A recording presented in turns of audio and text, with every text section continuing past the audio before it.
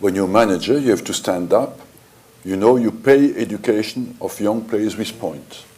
I play a young central defender of 20 years old.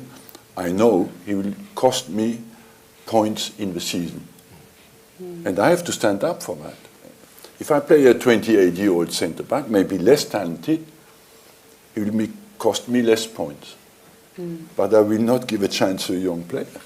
And at some stage, I must say, as a manager, sometimes you feel lonely to stand up there and say, no, I want this boy to play because he deserves it. But just to deserve it, I know as well that he will make mistakes. Because you learn your job at 23 years of age, 23, 24, you have a player. But until 23, we make up and down. To give you a number, between 16 and 20, people are professional. 67% of them are not anymore in football at the age of 21. Yeah, right. And not even in football anymore. At all. And at all. They go off the rails, don't they, Arsene, their whole life? And that is already the elite of the elite, the guys who are in the academies, you know, that shows you how difficult it is.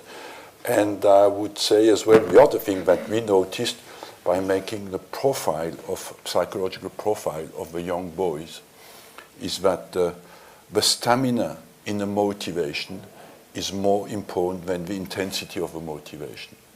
That means those who resists to frustration, when a guy has a low rate, for example, 0 to 10, if there 2 or 3 in stamina of the motivation, he doesn't survive. Because you have to deal with frustration, with disappointment, with not being selected, and still keep going. And those who keep going make it. It would be interesting to make a prospective study of where our job will go.